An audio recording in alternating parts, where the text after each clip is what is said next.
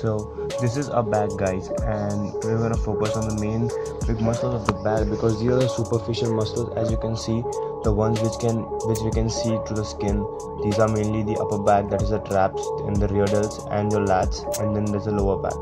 So here I'm doing some leg pulls above the knee. These basically help you to grow your traps like crazy, and there is no current research on this, so I can't show you, but this has been seen by experience by a lot of people that doing rack pulls above the knee with really heavy weights will really grow your upper thick back, like the traps and the rear delts and the small muscles up there will really grow thick, especially the traps. So if you have lagging traps, then do try these, and you have to go really heavy. You can keep the reps pretty less. You can go till 5 reps or 4 reps, and you can do more sets and really heavy. This is like my strongest lift. You can see here. Don't mind the belt, it's kind of crooked. I don't know why nobody even told me about it. So here it is, guys. These are above the knee rack pulls, really important. Like for me, I love big traps. It gives you that huge look, big traps and big delts. And here we move on to some lat work.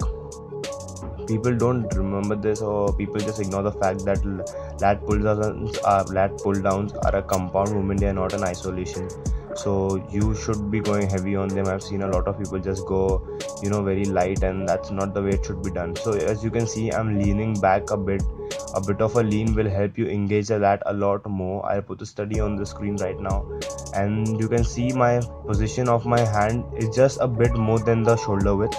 That is what we want here, guys. Just a bit more than the shoulder width, not very far. It is not that the wider you hold, the wider lats you're going to have. That is not the case, guys. If I can find the study, I'm going to put it. Some people in my gym, they can see the camera, but they still walk past it. Can't help it. I've tried a lot to get into empty time being, but not possible. And so here I'm doing some rows. As you can see, my hand, my fist is facing upwards. I'm holding it that way. What this does is not only engages the biceps a bit more, but it also engages your lats a lot more. People do not know this, and they argue that it just engages the bicep. I'm going to put the study right on the screen right now, and try it for yourself. This is fucking awesome. It hits your traps, it hits your lats like crazy. I love this more. I'll take it any day over a neutral grip. So try it for yourself, guys. Like your hands are facing on towards the ceiling.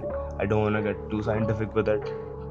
So yeah, here as you can see, I'm doing some shrugs, and you can see that I'm holding at the bottom portion. I'm not holding on top where the contraction of the trap is. As I said before, for rack pulls, some people have experienced this, natural lifters of course, that heavy weights where you're just holding it down, their traps have shown a lot of result. They are growing like crazy. So that's what I do. I keep the weight really heavy, and I don't hold it on top where the contraction is. I hold it down for 1 second, and the weight has to be really heavy as you can go. Bear in mind, form is still very important. No compromises in the form, guys, no matter what. So remember that. I've taken 80 pounds, as you can see, in each hand. I can do a bit heavier next time. I'm going to go for it. So here we move on to some lat pull downs, pull overs, pull down. I don't know the names, sue me for it. Really basic exercise. Now this is an isolation, so you don't even try to go that heavy, because you will mess up your form. And there is nothing, it is pretty self-explanatory, this variation. It is the function of the lats to get your arm back to your body, the extension of the arm. So yep, these are the lat pullovers or pull down, whatever you like to call it. Here I'm doing it, the weight is really less, because I want to concentrate on my form and just feel the lats working, and I do pretty high reps for this as the weight is really less. See my form, stick your hips out, but there are many ways to do it. There is no some one proper way to do it. As long as you are not hurting yourself, there is a lot of ways to do this. And after this, we will be moving on to some bicep curls. Really simple, guys, simple bicep curls. Just know that the weight is not that heavy. I'm just doing 30s here, and I'm doing one arm at a time, because I seem like it seems to me that one of my biceps, the right one I guess, is a bit smaller and a bit weaker too.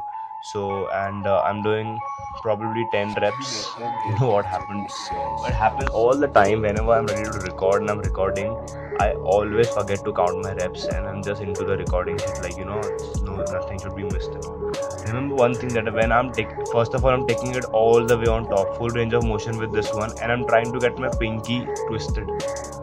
Trying to get my pinky twisted towards the inside.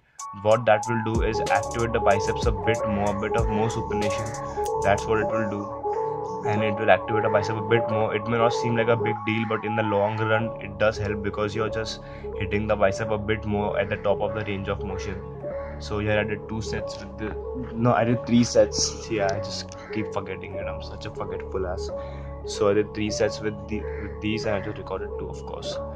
So I'm going on failure on the last set.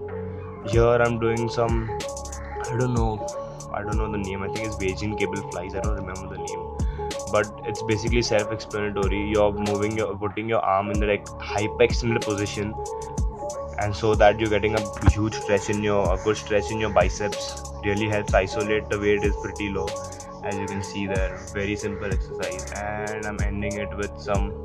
Now these haven't seen anyone do these, and I don't know the name. It's kind of a pullover and row hybrid that I've made for myself because I have shoulder issue. So I have to do it in external rotation. So it's not basically a simple pullover, face pull or something. It's a hybrid that I've found out to work for myself. You can see that I'm trying to keep my shoulders as much as an external rotation as possible. I had spoken about this when I had put out my chest video, so do watch that one too, so you'll understand what I'm talking about. Really simple. And one thing I want you to know here, that you have to make sure that your shoulder blades are going forward, and then you're again getting it back.